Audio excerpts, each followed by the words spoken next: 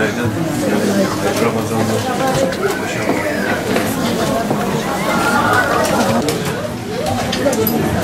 Hepiniz hoş geldiniz.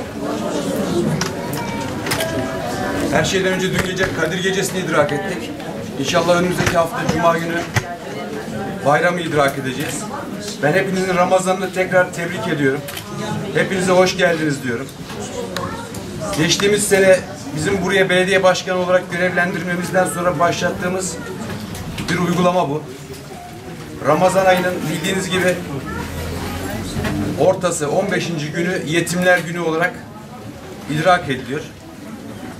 15. günde biz de size bu etkinliği yapmak istedik. Ancak ben yetim çocuklarımızın başının okşanmasının ne kadar önemli olduğunu bildiğim için Ramazan bayramından önce onlara bu hediyelerini vermek ve onları burada toplamak istedim. Hepinize buraya geldiğiniz için çok teşekkür ediyorum. Kızıltepe'de yetim çocukların sahibi yine Kızıltepe Belediyesi'dir, devlettir. Hepsinin gözlerinden öpüyorum. Hepsini çok seviyoruz. Onlar bizim evlatlarımız, kendi evlatlarımız gibi görüyoruz, biliyoruz. Bayram hediyesiyle umarız onları biraz sevindiririz. Onların bayram sevinçlerine bir katkı sağlarız. Bütün çocukların gözlerinden öpüyorum. Buradaki bütün yetim çocuklarımızı. Annelerinin de bayramlarını tebrik ediyorum tekrar. Gizem burada mı?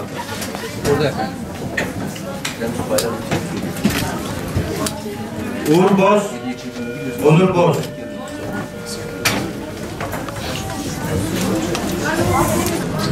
Murat Sipek, Mehmet Resul Sipek, Melisa Sipek. Kim var şimdi?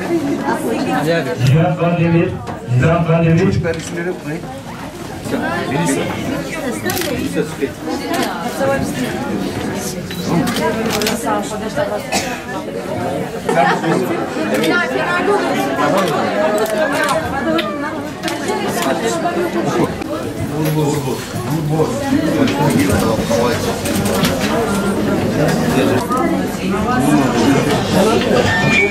Sayar.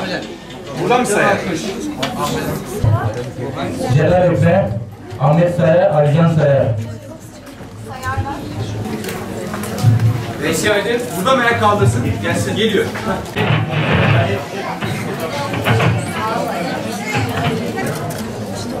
Talha Abuşkan, Ahmet Abuşkan. Abışkalar.